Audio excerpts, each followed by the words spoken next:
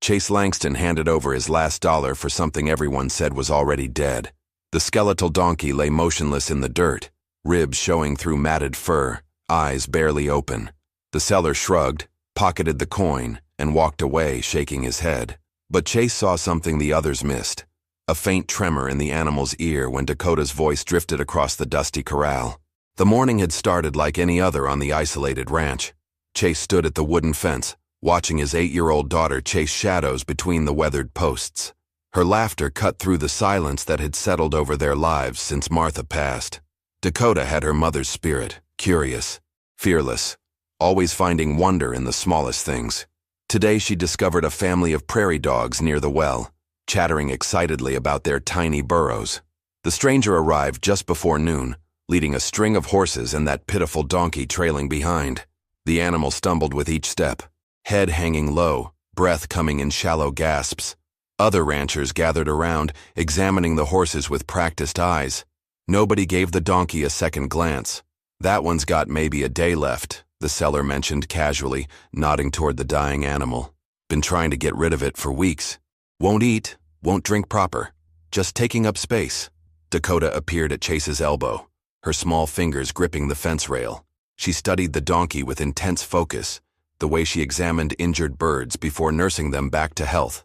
Something passed between them, a recognition that made Chase's chest tighten. "Pa," she whispered, never taking her eyes off the animal. "Look at his eyes. He's not giving up. He's just waiting for something."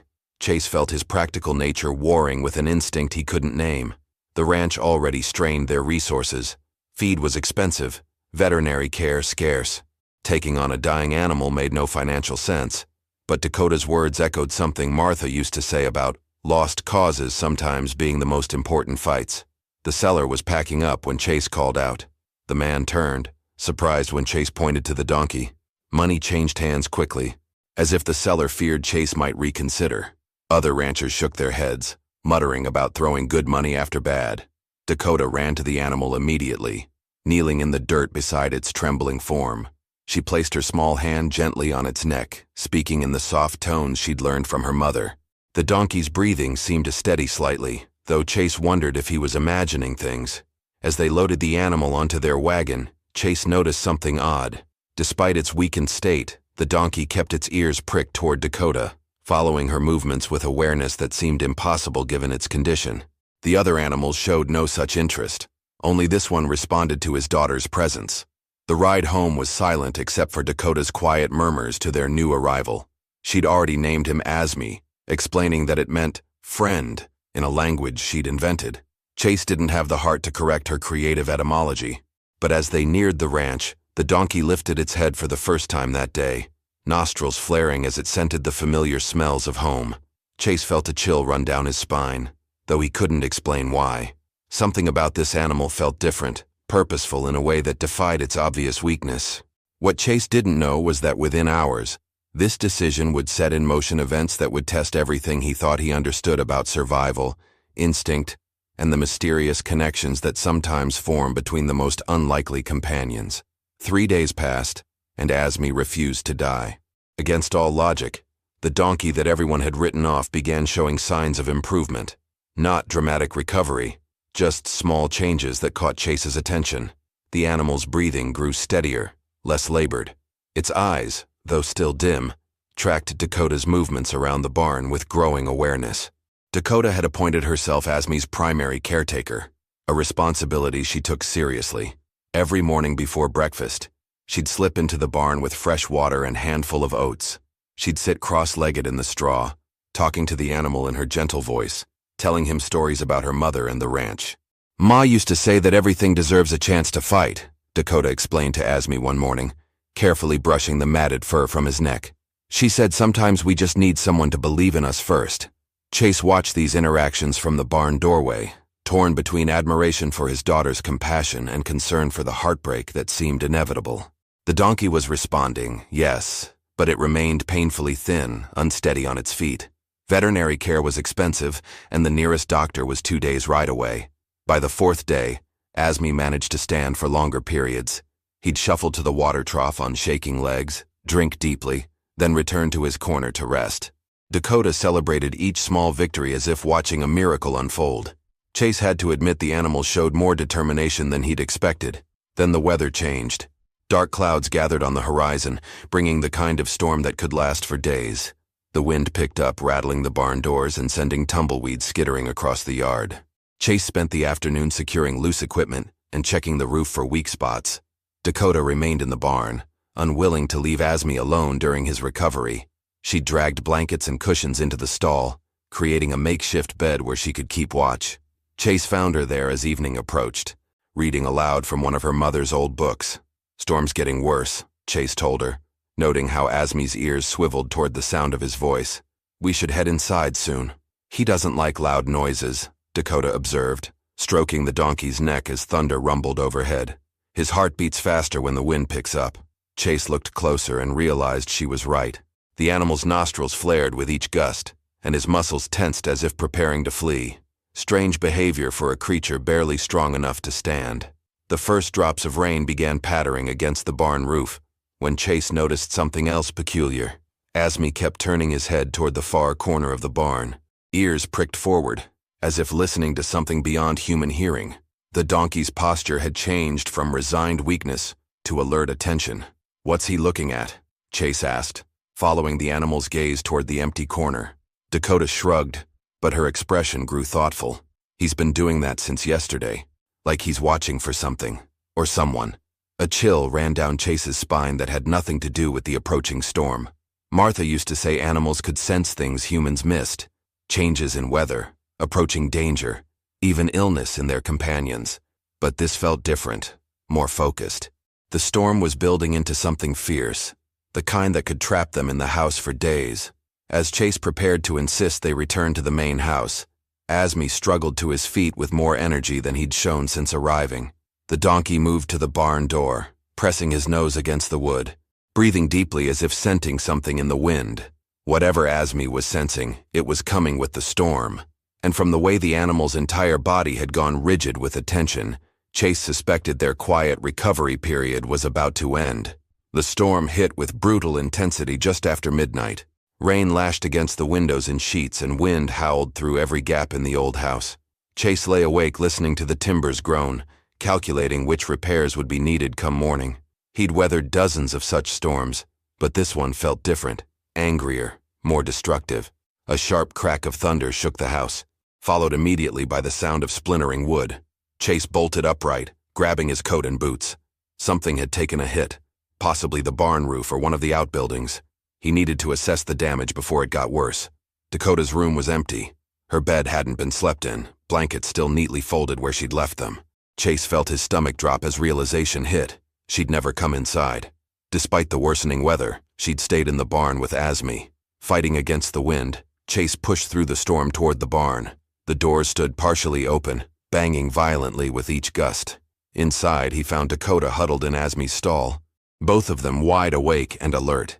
The donkey stood protectively between her and the door, head raised, ears swiveling to track sounds from outside. "Dakota, what are you doing out here?" Chase had to shout over the wind. "This storm's too dangerous. We need to get back to the house. I can't leave him." "Pa," she called back, wrapping her arms around Azmi's neck. "He's scared, and he's not strong enough yet. What if something happens?" Before Chase could respond, a tremendous crash echoed from somewhere outside. The sound was too close, too loud to be distant thunder. Something heavy had fallen. A tree, maybe, or part of the water tower. Chase's mind raced through possibilities, each one more concerning than the last. Azmi's behavior grew increasingly agitated. The donkey moved restlessly around the stall, occasionally pressing his nose to the gaps between the wooden boards, breathing deeply. His nostrils flared as if catching a scent that alarmed him, and his eyes showed a wildness that hadn't been there during his recovery. "He keeps looking toward the creek," Dakota observed, following the donkey's anxious gaze. "Ever since the rain got heavy, like he knows something we don't." Chase felt unease creep up his spine. The creek ran along the eastern edge of their property, normally a gentle stream that posed no threat. But heavy rains could change everything. Flash floods were rare but devastating when they occurred. The old-timers told stories of walls of water appearing without warning, sweeping away everything in their path. Another crash, closer this time, followed by an ominous rumbling that seemed to come from the ground itself. Chase's blood ran cold as he recognized the sound, rushing water, moving fast and carrying debris. The creek was flooding, and from the volume of that roar, it was bigger than anything he'd seen in 20 years of ranching. Azmi suddenly pressed himself against the far wall of the stall, every muscle in his body tense. The donkey's ears lay flat against his head, and he made a low, anxious sound that Chase had never heard from any animal. It wasn't fear, it was warning. "Pa," Dakota's voice was small, barely audible over the storm. "The water's getting closer, isn't it?" Chase looked toward the barn door and saw his worst fears confirmed. Dark water was creeping across the yard, moving faster than seemed possible.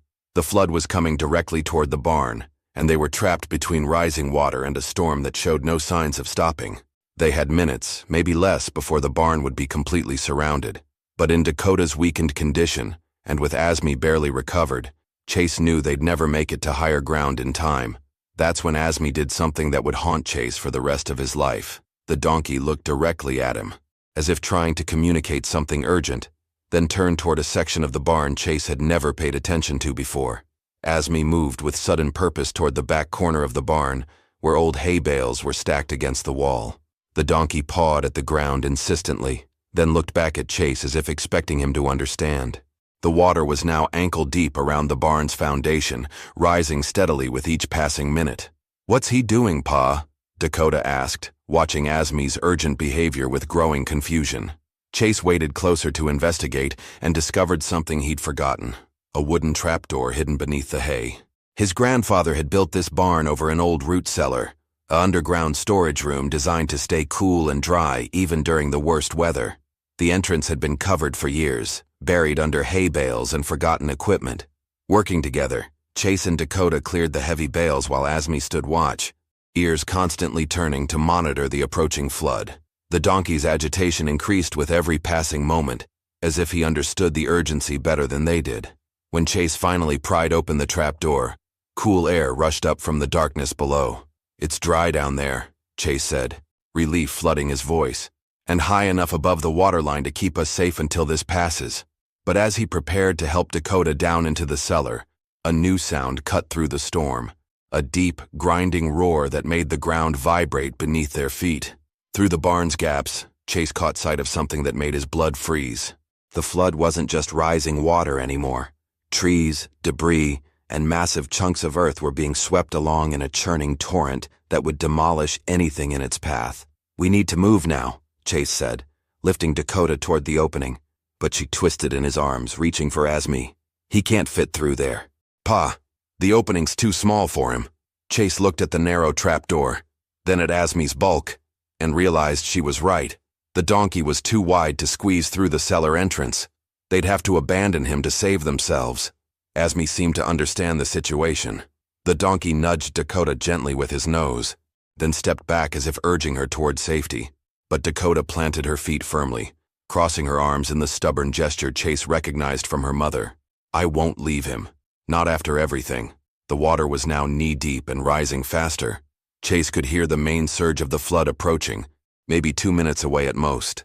Every instinct screamed at him to grab his daughter and force her into the cellar, but he also understood her loyalty. Azmi had become more than a pet. He represented hope, recovery, the bond she'd shared with her mother's memory. That's when Azmi did something extraordinary. The donkey moved to the far wall of the barn and began pressing his weight against a particular section of wooden boards. The planks groaned under the pressure, and Chase suddenly remembered what his father had told him years ago.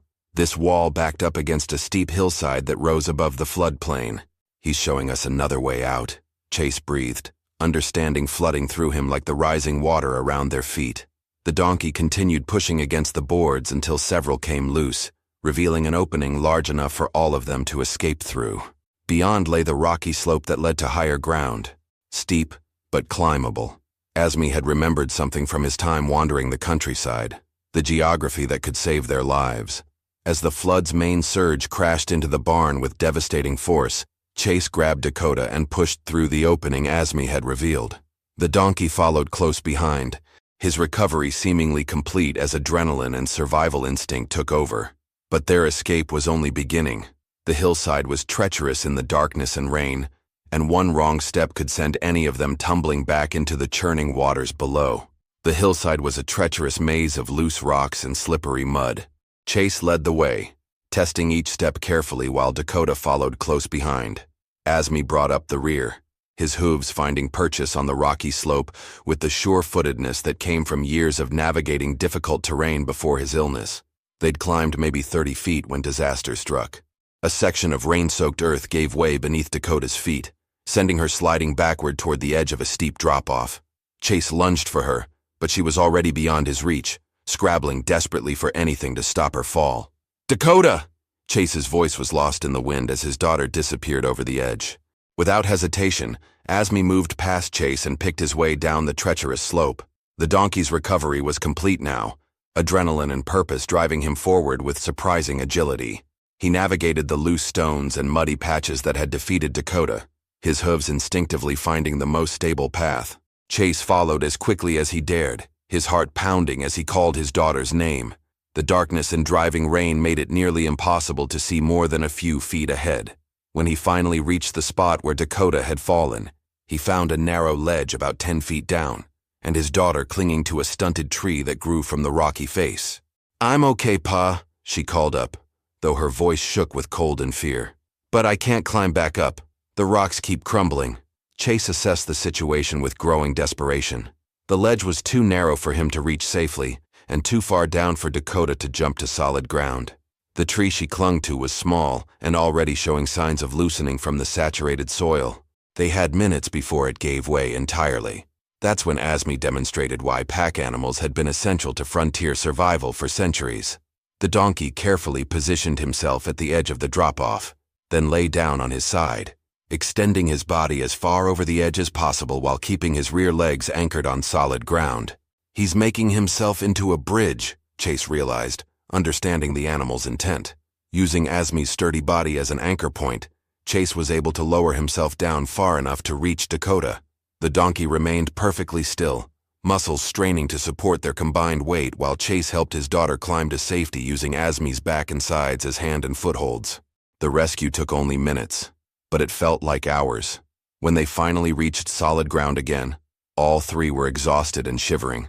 Azmi struggled to his feet, clearly spent from the effort, but his eyes remained alert and focused on Dakota's welfare. "We need to find shelter," Chase said, looking around desperately for anything that might protect them from the continuing storm. Azmi's ears pricked up, and he began moving along the hillside with renewed purpose.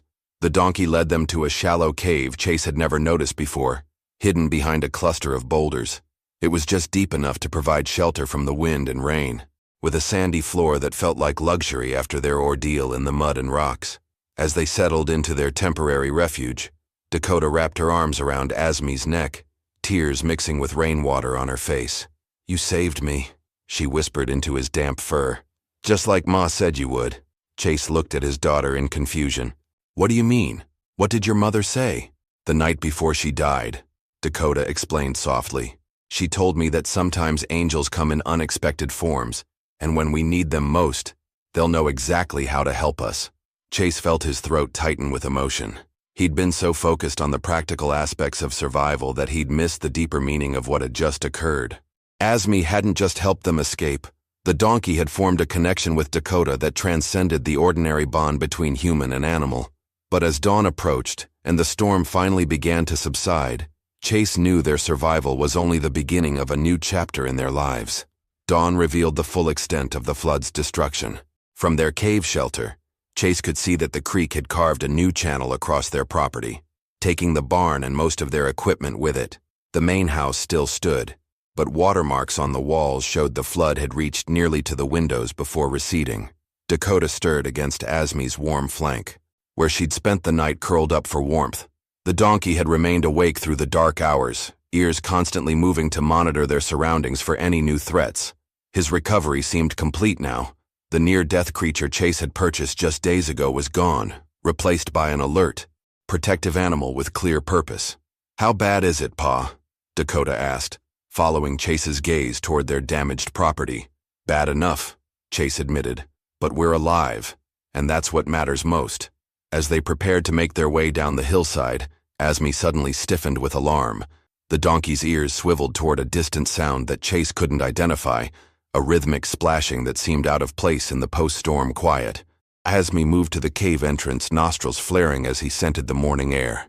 Chase listened more carefully and finally heard it. Horses approaching, moving fast through the muddy terrain.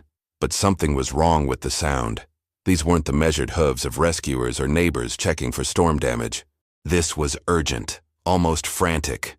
3 riders emerged from behind a stand of cottonwoods that had somehow survived the flood. Even at a distance, Chase could see they weren't local ranchers. Their clothes were too clean, their horses too fine for honest work. One of them pointed directly toward the cave where they'd taken shelter. Drifters, Chase muttered, recognizing the type. Men who followed disasters like vultures, looking for easy opportunities among the displaced and desperate. With most of the neighboring ranches damaged or cut off by the flood, isolated families would be vulnerable to theft or worse. Azmi backed deeper into the cave, positioning himself between Dakota and the entrance. The donkey's posture had changed completely, no longer the gentle companion of the past few days, but a protective animal ready to defend his territory. His ears lay flat against his head, and his muscles tensed as if preparing to charge. "Pa, they're coming up here," Dakota whispered, pressing closer to Azmi's reassuring bulk. Chase's mind raced through their options. The riders had clearly spotted them, and the cave offered no other exit. Fighting 3 mounted men on foot would be suicide, especially with Dakota to protect. But running across the treacherous, storm-damaged hillside would be equally dangerous. The lead rider called out as they approached. "Morning, folks. Saw your fire from down below. Thought you might need some help after the storm." But Chase caught the lie immediately. They hadn't built a fire in the cave. These men were hunting for survivors, not offering assistance. Their confident approach and the way they spread out to block potential escape routes confirmed Chase's worst fears. Azmi's breathing changed, becoming deeper and more controlled. The donkey was preparing for something, not flight, but confrontation. Despite his recent recovery from near death, the animal seemed to understand exactly what was at stake. "Stay behind Azmi," Chase whispered to Dakota, pulling her deeper into the cave's shadows. The riders dismounted at the cave entrance, their intentions becoming clearer with each step. The leader wore a gun belt that had seen recent use, and his companions carried ropes that suggested they'd done this before. These weren't desperate men looking for food. They were predators who preyed on flood victims. As the first man stepped into the cave, Azmi made a decision that would determine whether Dakota lived or died. Azmi erupted into motion with explosive force, launching himself at the first intruder with the fury of a protective parent. The donkey's shoulder caught the man's center mass, sending him tumbling backward into his companions. All 3 men went down in a tangle of limbs and curses, their careful plans shattered by the ferocity of an animal they'd dismissed as harmless livestock. "Get that beast off us," the leader shouted. The leader, struggling to reach his weapon while pinned beneath Azmi's weight. But the donkey wasn't finished. Years of surviving on the frontier had taught him to fight with everything he had: teeth, hooves, and sheer determination. Azmi reared up and brought his front hooves down with crushing force, missing the leader's head by inches and splintering the rock beside him instead. Chase seized the moment of chaos to grab Dakota and push her toward the back of the cave. "Stay down and don't move," he commanded, then turned to help Azmi, who was now facing 3 angry men with weapons drawn. The second intruder had managed to free his gun and was taking aim at the donkey when Dakota did something that froze everyone in place. She stepped out from behind the rocks, placing herself directly between Azmi and the armed men. "Stop," she said in a clear, steady voice that carried her mother's authority. "You're on our land, and you're not welcome here." The men exchanged glances, clearly taken aback by the sight of a small girl facing them down without fear. But their hesitation lasted only seconds before greed overcame surprise. "Little lady," the leader said, getting to his feet with a cruel smile, "your daddy's land ain't worth much after that flood, but we might be willing to help you folks start over somewhere else, for a fair price." Chase understood the threat immediately. These men weren't just looking to steal property. They intended to force him to sign over what remained of the ranch, probably at gunpoint. Dakota would be leveraged to ensure his cooperation. Azmi seemed to grasp the situation as well. The donkey positioned himself between Dakota and the strangers, never taking his eyes off the leader. But Chase could see that even Azmi's courage couldn't overcome 3 armed men in an enclosed space. That's when Dakota demonstrated why her mother had always said she was special. Instead of cowering or crying, she looked directly at the leader and asked a question that cut straight to his weakness. "Are you brave enough to take land from a little girl and her sick animal? Is that what makes you feel strong?" The leader's face darkened with anger, but before he could respond, Azmi did something remarkable. The donkey began backing toward the cave entrance, never breaking eye contact with the intruders, drawing them away from Dakota and toward the narrow opening. Chase realized what the animal was planning. The cave entrance was just wide enough for one person at a time, which meant the men's numerical advantage would be neutralized if they could force a retreat. But the plan required perfect timing and coordination. "When I say move," Chase whispered to Dakota, "run for those rocks behind us and stay hidden no matter what happens." The leader raised his weapon toward Azmi, his patience finally exhausted. "Enough games. We'll take what we want, starting with—" His words were cut off as Azmi exploded into motion again, this time charging straight toward the cave entrance with Dakota clinging to his back. The donkey's sudden movement caught everyone off guard, including Chase, who realized his daughter had made her own decision about their escape plan. As Azmi burst through the cave opening with Dakota, the three men rushed after them, abandoning their careful strategy in favor of pursuit. But what they found outside would determine whether Chase's dollar purchase had truly saved his daughter's life, or doomed them all to a fate worse than the flood. What the three intruders found outside the cave was exactly what Azmi had been sensing all along. Help was coming. The rhythmic sound they'd mistaken for horses was actually a rescue party from town, led by Sheriff Boone and 6 armed deputies who'd been checking on isolated ranches after the flood. The sheriff and his men had spotted the intruders' horses at the base of the hill and climbed up to investigate. Now they emerged from behind the boulder field with weapons drawn, surrounding the 3 would-be thieves before they could react. "Drop your guns," Sheriff Boone commanded, his voice carrying the authority of 20 years of law enforcement. "You're under arrest for trespassing and attempted robbery." The leader of the intruders tried to bluff his way out. "Sheriff, we were just offering to help these folks after the storm. That animal attacked us for no reason." But Dakota, still sitting on Azmi's back, spoke up with the clear voice of an eyewitness. "That's not true. They said they wanted to take our land and threatened Pa. Azmi was protecting us." Sheriff Boone looked at the scene. A small girl on a donkey, a father emerging from a cave, and 3 armed strangers with no legitimate reason to be there. The evidence was clear enough for a man who'd dealt with disaster profiteers before. "I've seen your type plenty of times," the sheriff told the leader as his deputies secured the prisoners. "Vultures who prey on flood victims. You picked the wrong family today." As the law enforcement party led the intruders away, Sheriff Boone approached Chase with concern. "Your house took some damage, but it's still sound.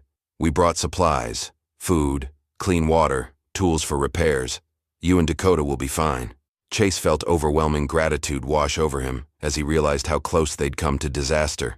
Without Azmi's intervention, those men could have taken everything, possibly harmed Dakota, and left them stranded without help. "Sheriff," Chase said, stroking Azmi's neck gratefully, "I bought this donkey for $1 4 days ago. Everyone said he was dying, but he saved our lives twice now, once from the flood, and just now from those thieves." Dakota slipped down from Azmi's back and wrapped her arms around the donkey's neck. "He's not sick anymore, Pa. He just needed someone to believe in him, like Ma always said." Over the following weeks, as they rebuilt their damaged ranch, Azmi became an integral part of their family. The donkey's strength returned completely, and his protective instincts made him an invaluable guardian for Dakota when Chase had to travel to town for supplies. Neighbors who had dismissed Chase's dollar purchase as foolish now spoke with respect about the animal who'd guided a family to safety through a deadly flood and stood against armed intruders. Word spread throughout the territory about the remarkable donkey who'd repaid kindness with unwavering loyalty. Dakota grew closer to Azmi with each passing day, and Chase often found them together in the rebuilt barn, the girl reading stories while the donkey listened with patient attention. The bond they'd formed during those first desperate days had deepened into something unbreakable. 6 months later, when a traveling horse trader offered Chase $50 for Azmi, Chase didn't hesitate with his answer. "Some things aren't for sale at any price," he said, watching Dakota and Azmi playing in the pasture. "That dollar was the best investment I ever made." The dying donkey Chase had purchased out of compassion had become the guardian angel who saved his daughter's life, proving that sometimes the smallest acts of kindness create the most extraordinary bonds. If you enjoyed this story, click the video on your screen now to watch another unforgettable tale, where destiny and courage collide in ways you never expected. Don't forget to subscribe and consider a super chat to help us keep bringing you more stories like these. Your support means everything to us. A police officer had just arrived in a quiet, snowy town for his first night patrol, expecting nothing more than empty streets and cold winds. But when his flashlight swept across an old porch, he froze. Lying there in the bitter cold was a wounded German shepherd, barely able to lift his head, yet still wagging his tail at the sight of him. The officer had never seen this dog before, yet in its eyes was a plea he couldn't ignore. What danger had this loyal animal faced alone, and where was it trying to lead him in the middle of the night? What happened next will make you believe in loyalty, courage, and second chances all over again. Before we start, tell me, where are you watching from? Drop your country in the comments. I want to see how far this story travels. And if you believe that every animal deserves a loving home, not loneliness, hit that subscribe button, because what you're about to hear might just change how you see the world. The wind in Willow Creek had a sharpness to it that felt almost personal, slipping under collars and through seams as if searching for weakness. Snow drifted in lazy spirals beneath the yellow pools of street lamps, settling quietly on roofs, fences, and the narrow cobblestone streets that wound through the mountain town. It was late enough that most houses had gone dark, leaving only the occasional porch light to glimmer against the white. Jack Harris tightened the zipper of his Navy patrol jacket and tucked his gloved hands into the pockets. 34 years old, tall, with the long, deliberate stride of someone who'd spent years walking city beats, he was still adjusting to the silence here. The streets of Chicago, his last post, had been full of sirens, shouting, and the constant thrum of traffic. Here, the only sounds were the crunch of his boots on snow and the faint groan of the wind moving between the houses. It was his first official night patrol in Willow Creek. The chief had given him an easy route, a slow loop through the quieter residential district, to get a feel for the place. Jack had nodded, grateful for a fresh start, though deep down he wondered if small-town policing might be too quiet. He'd come here for the peace, but peace had a way of giving your mind too much space to wander. Halfway down Birch Street, his flashlight swept lazily over a line of old Victorian homes. Most were well kept, their paint bright against the snow, but one stood out, its shutters crooked, the porch boards faded, the light above the door flickering. That was when he saw it.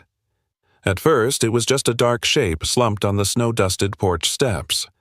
He slowed, the beam of his flashlight narrowing until it caught the distinct lines of a German shepherd's frame. The dog was lying on its side, one front leg bent unnaturally beneath him, his sable and black coat clumped with mud and streaks of ice. Jack's pace quickened. The dog stirred at the sound of boots on the walk, one ear twitching upright while the other drooped. Slowly, almost with effort, the animal lifted his head. Amber brown eyes locked on Jack, tired, pained, but alert. There was no snarl, no fear. Only a steady, almost pleading look. A single, weak bark escaped the dog's throat. Jack stopped at the bottom of the steps, his breath misting in the cold. The sound had been so faint, but it struck something deep in him, something he thought he'd buried. Max. His mind conjured the memory before he could stop it. Max, his old canine partner in Chicago, a German shepherd with a coat like burnished bronze, sharp as a knife and loyal to the bone. Max had been with him for 4 years. 4 years of busting down doors, chasing suspects through alleys, and sitting quietly with him in the squad car on the worst nights. Until that night. It had been a drug raid gone wrong. Max had taken the lead through a narrow hallway when the suspect fired. The sound had been deafening in the tight space. Jack had returned fire, but it was too late. Max had collapsed without a sound, the weight of him hitting the floor like the world itself falling apart. Jack had carried him out, ignoring the shouts and chaos, ignoring the sting of a bullet crease along his own arm. He'd buried Max in a small plot behind his apartment building, a place where morning sun hit just right. Since then, he hadn't worked with another dog. Couldn't. Now, standing in the snow, looking at this wounded stranger with the same intelligent eyes, Jack felt that old ache twist in his chest. "Hey, buddy," he murmured, his voice softer than he meant it to be. "You hurt?" The shepherd's sides rose and fell in the shallow breaths. His fur was wet from melting snow, and there was no collar, only a strip of worn leather where one might have been. The leg injury looked bad, swelling under the fur, and there were faint scrapes along his ribs as though he'd been shoved into something hard. Jack crouched slowly, extending a gloved hand, palm down. The dog's nose twitched, inhaling his scent. No growl, no flinch, just those eyes watching, weighing him. "You're a tough one," Jack said quietly, "hanging on out here in this cold." The porch light flickered again, throwing shadows across the snow. Jack glanced at the house, no movement behind the curtains, no sound from within. If the dog belonged here, someone should have come out by now. The shepherd shifted, his gaze sliding past Jack to the street beyond, as if his attention was pulled elsewhere. His ears twitched at some sound Jack couldn't hear. A cold gust cut between them, and Jack instinctively moved closer, blocking the wind from the dog's face. For a moment, they stayed like that, two figures in the snow, the rest of the street holding its breath. Something in those eyes told Jack this was more than an injured stray. And as he knelt there, the ache in his chest deepened into a quiet certainty. Whatever had happened to this dog, it was only the beginning. Jack's breath clouded in the cold air as he studied the shepherd one last time on the porch. The dog's shallow breaths and the tremor in his muscles told him the animal wouldn't survive the night without help. Snow was starting to fall harder now, the flakes sticking to the dog's damp coat. Carefully, Jack slid his arms under the animal's body. The shepherd gave a low whine but didn't resist. He was heavier than Jack expected, solid muscle beneath the matted fur yet limp in a way that made Jack move faster.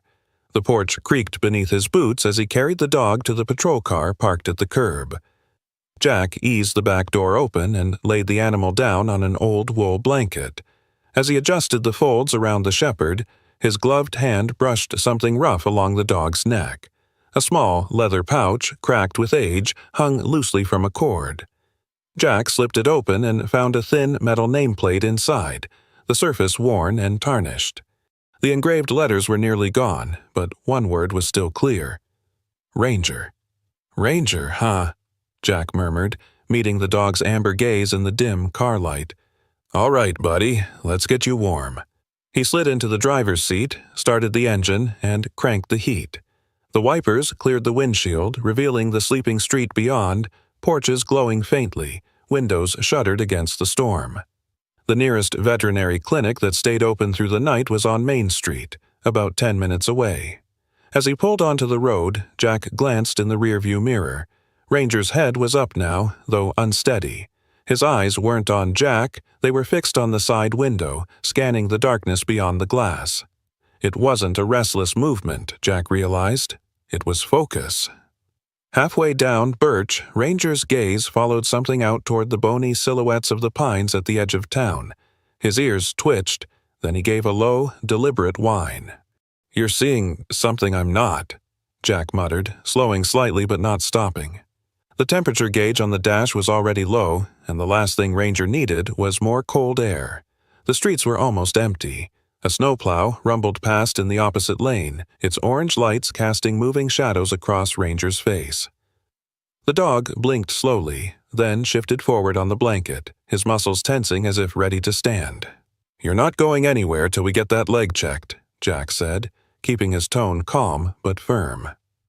Main Street's lights glimmered ahead, a warm blur against the blue-white night. The veterinary clinic was an older brick building with a wide front window glowing amber through drawn curtains. Above the door, a simple sign swung in the wind. Dr. Whitaker's Animal Care, 24/7 emergency service. Jack parked close to the entrance. The snow crunched under his boots as he rounded the car, opening the back door. Ranger shifted but didn't protest when Jack lifted him again, his breath hot against Jack's neck in the freezing air. The bell above the clinic door jingled softly as Jack stepped inside. Behind the counter, a tall woman in her 50s emerged from a side room, wiping her hands on a white towel. Dr. Helen Whitaker had a frame as lean as a fence post and a face lined from years of squinting against both mountain sun and bureaucratic nonsense. Her steel-gray hair was pulled into a no-nonsense bun, and her pale green eyes had the sharpness of someone who had seen more emergencies than she cared to count. She greeted him with a brisk nod. "What have we got?" Her voice carried both authority and warmth, the balance of a professional who had learned long ago that animals felt every ounce of human emotion around them. "Found him on a porch over on Birch," Jack said. "Leg injury, cold exposure, no collar, just this." He held up the leather pouch with the worn nameplate. "Looks like his name's Ranger." Dr. Whitaker motioned him toward the examination room. "Put him here. Let's have a look." Jack laid Ranger gently on the padded table. The vet's hands moved quickly but gently, her fingers probing along the swollen leg and then across the ribs. Front leg blunt trauma. Could have been hit by something or slammed against a hard surface. No open wound, which is good, but the swelling tells me it's recent. He's underweight for his build, probably hasn't eaten much in the last few days, and his temperature's low. He's been in the cold too long. Ranger's eyes flicked toward Jack during the exam, as if checking that he was still there. Dr. Whitaker glanced at him. "He trusts you already. That's rare for a dog in his condition." Jack gave a small shrug. "He was looking toward the tree line when I found him. Kept his eyes there like something was out there." "Could be where he came from," she said, looping a soft bandage around the injured leg. "Or where he thinks he needs to go." As she stepped away to fetch heated blankets, Jack rested a hand on Ranger's side. "Not tonight, buddy," he murmured. "You're not running anywhere until you can stand without falling over." Ranger shifted slightly under his touch, his gaze drifting back toward the clinic's frosted front window, the one facing the dark beyond Main Street.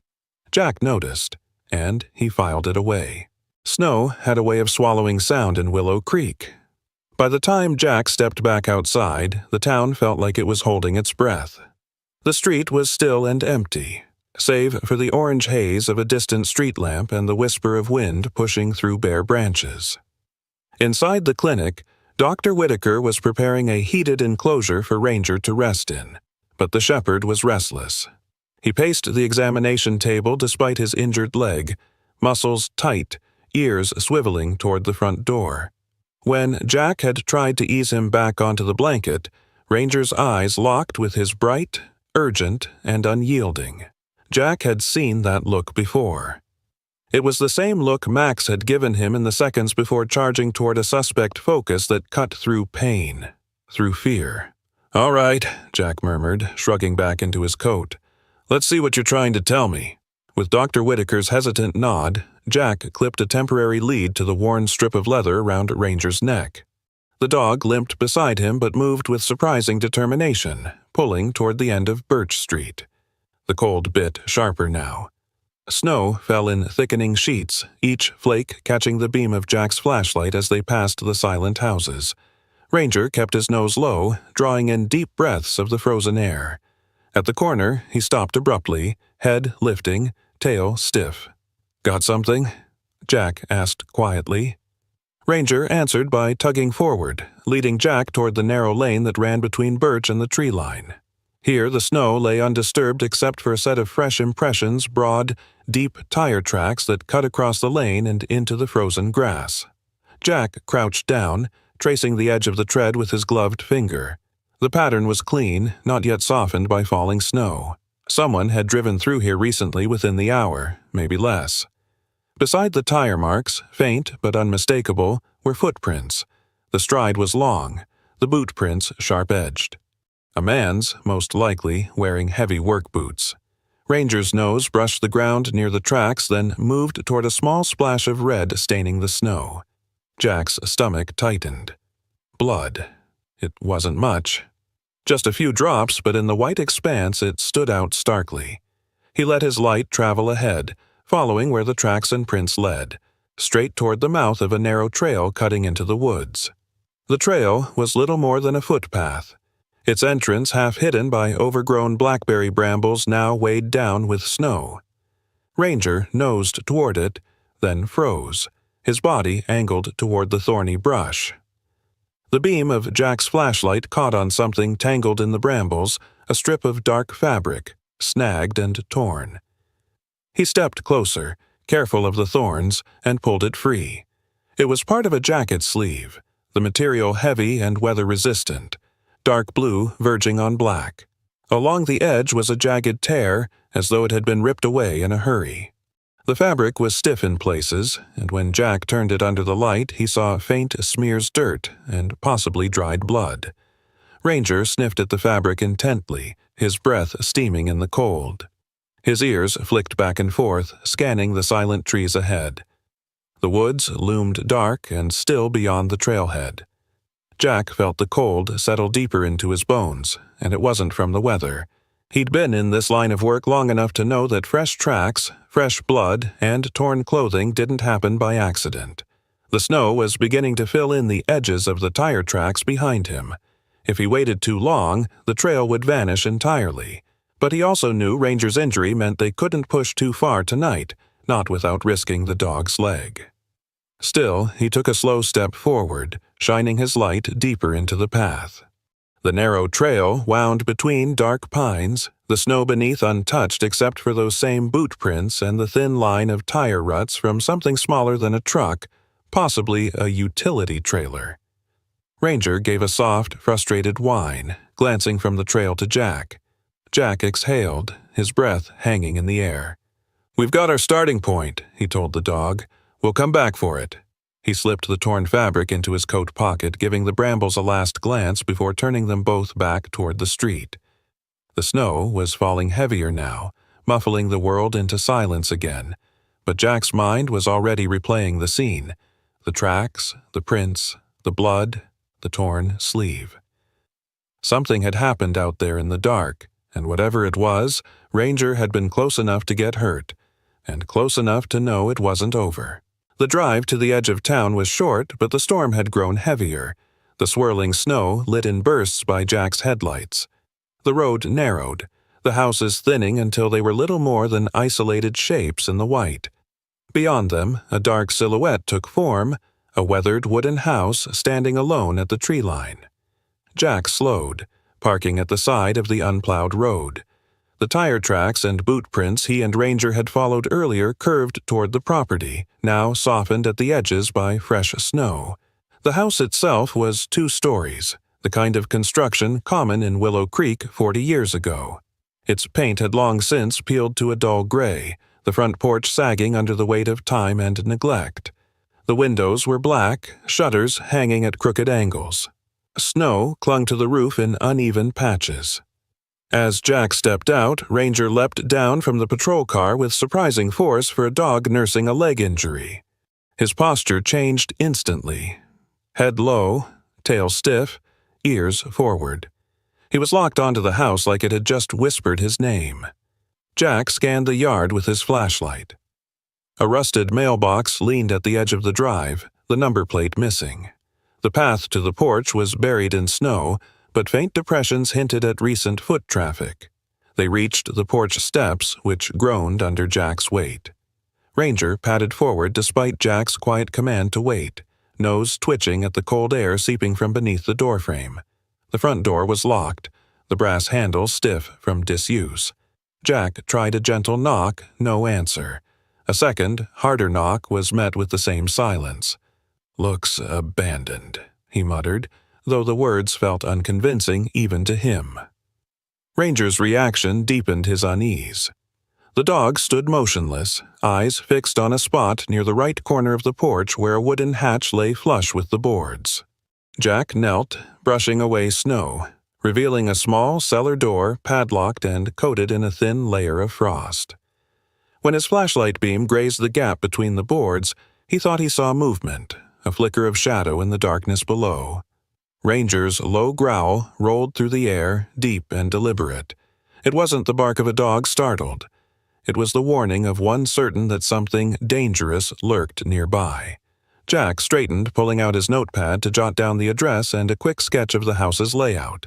He unclipped his radio from his belt. "This is Unit 4, he said into the static.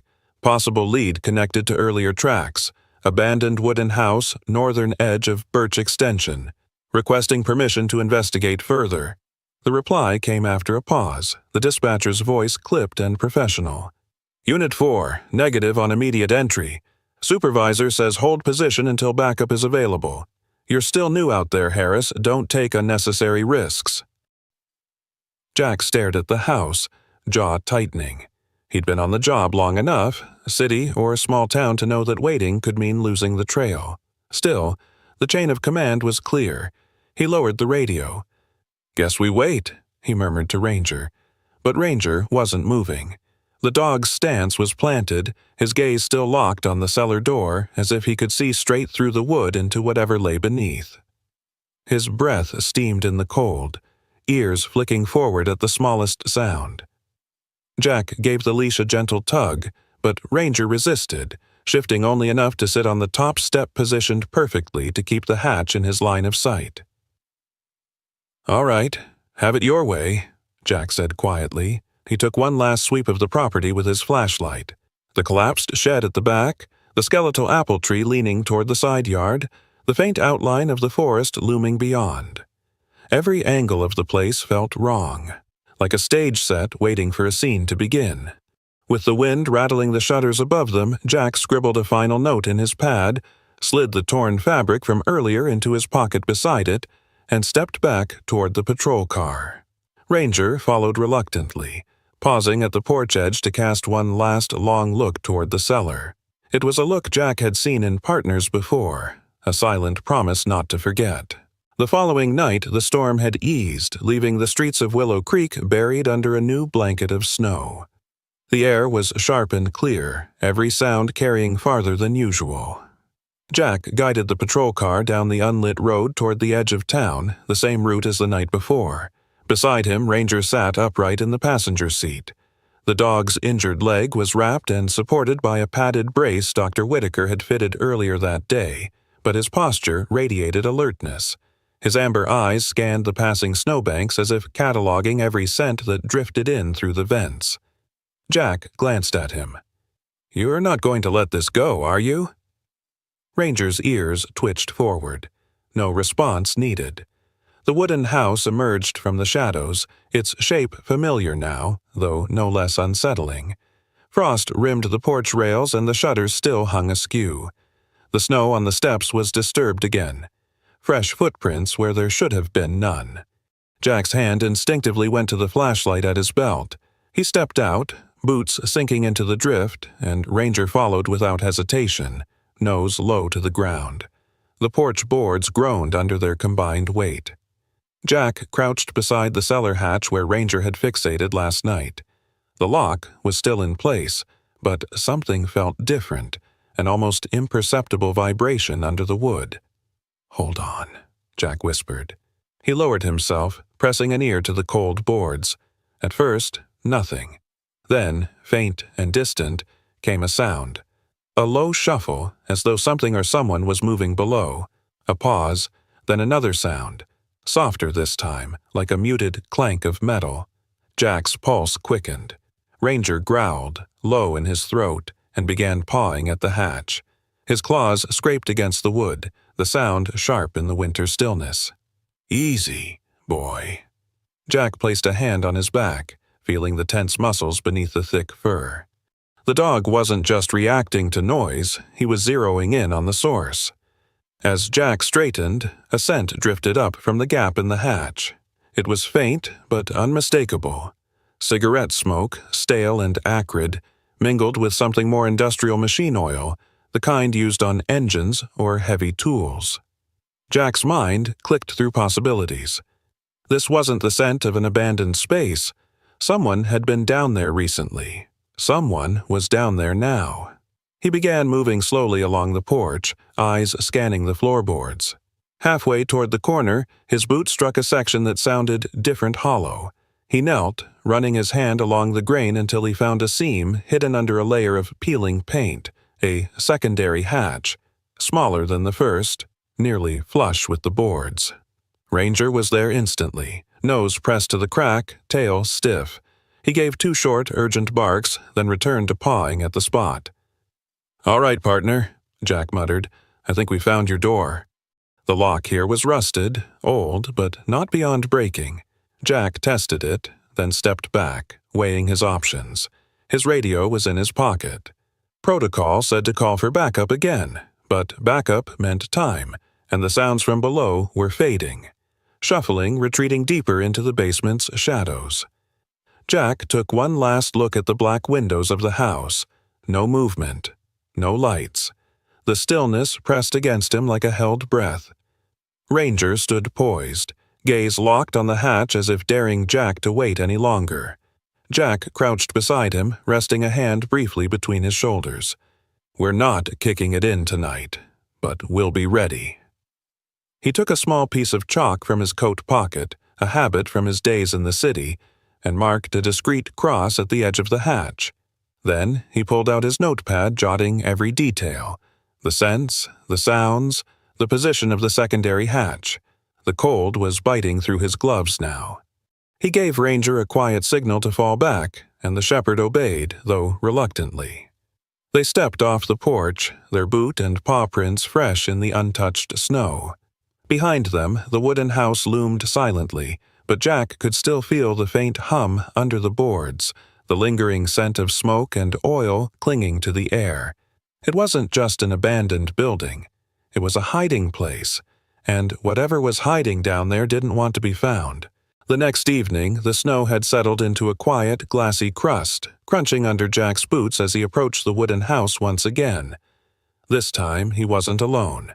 He had obtained silent clearance from Sergeant Miller, an older man with a stocky build, a salt-and-pepper beard, and the kind of cautious authority that came from decades on the job.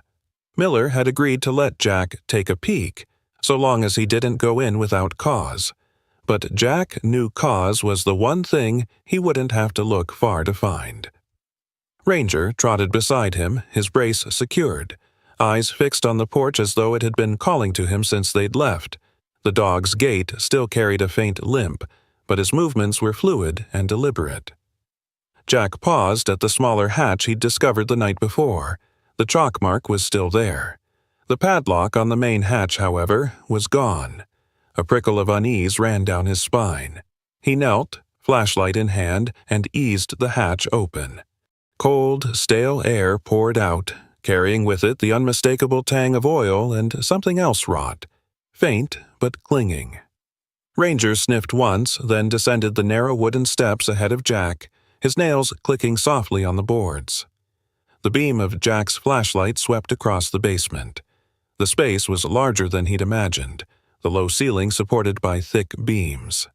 Stacked along the far wall were wooden crates, some open to reveal their contents, boxes of unmarked liquor bottles, cases of cigarettes without tax stamps, and canvas sacks tied shut.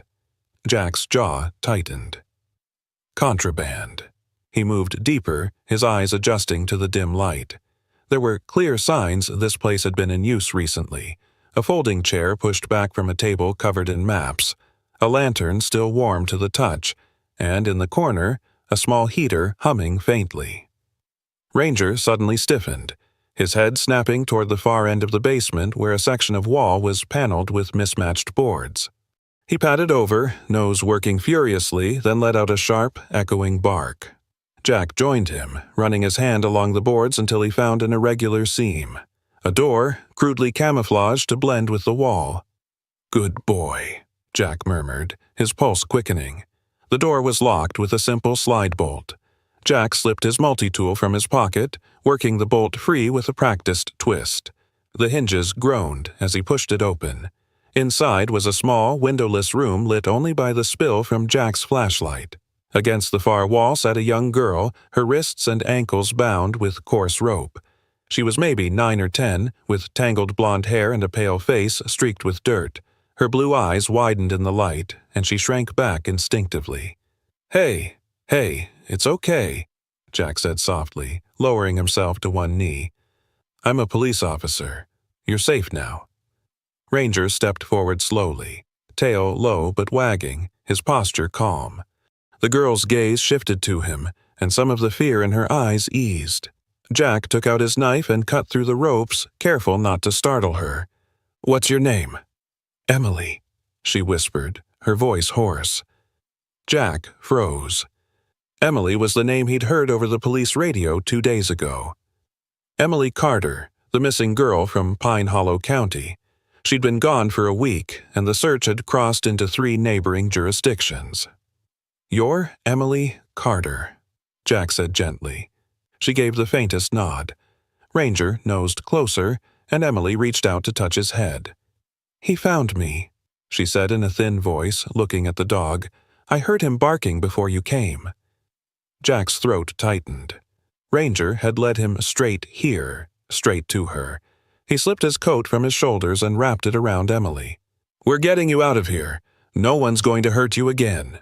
As he guided her toward the steps, his flashlight beam swept once more across the crates of contraband, the maps on the table, the lingering smoke in the air.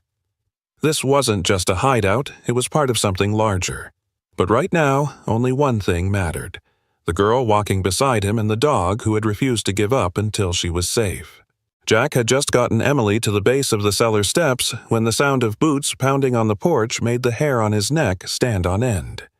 Ranger's ears snapped forward, his body going rigid before a low growl rumbled from his chest. 2 men burst through the main door of the house, slamming it against the wall. The first was tall and wiry, his face narrow under a knit beanie, eyes darting with a predator's quickness. The second was heavier, built like a dock worker, with a patchy beard and shoulders that strained against his worn flannel jacket. Both reeked faintly of cigarette smoke and oil, the same scents Jack had picked up from the cellar hatch. Jack didn't hesitate.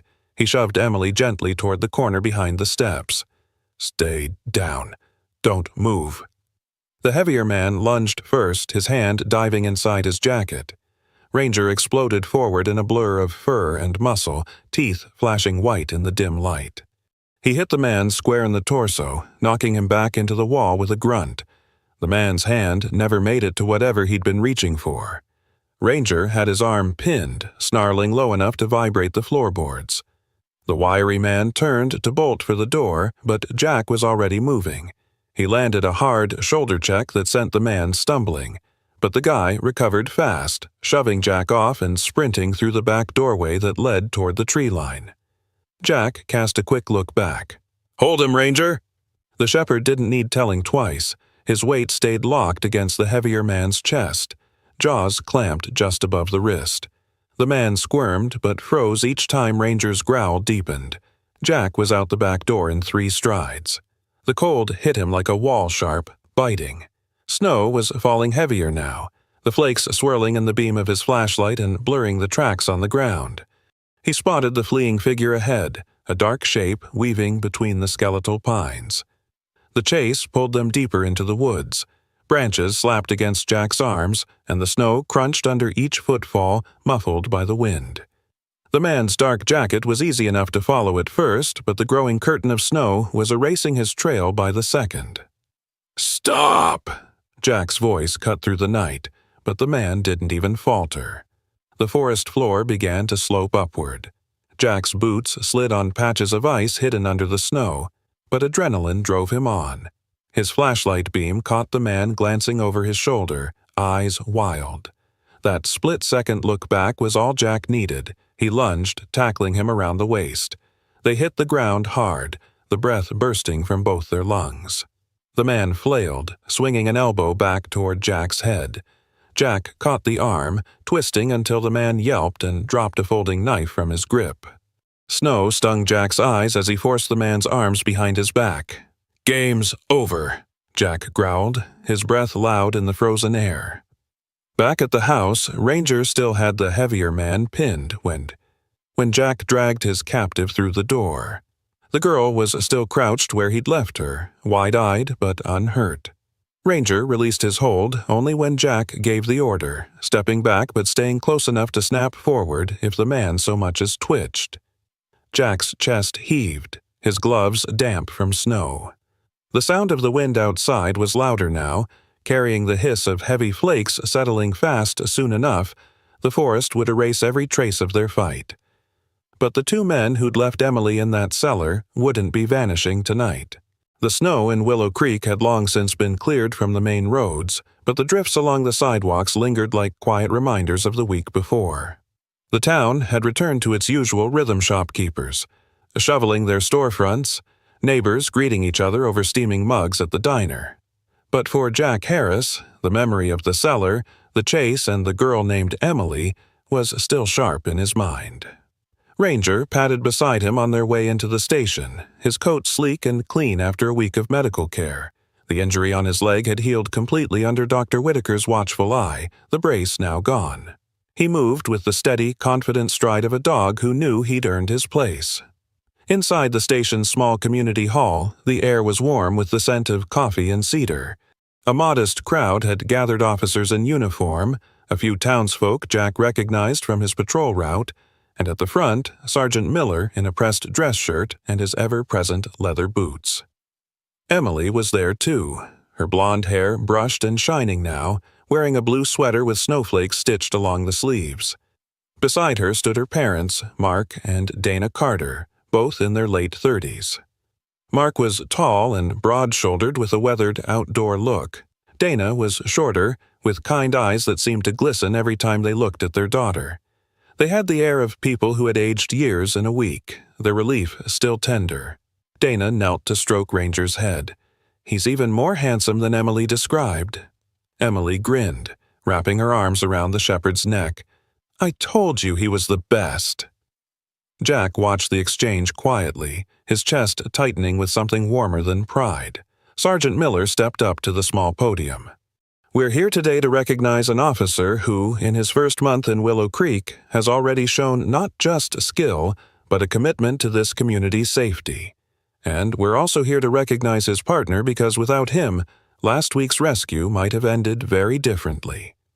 He gestured for Jack to join him at the front. Jack did, Ranger following at his side.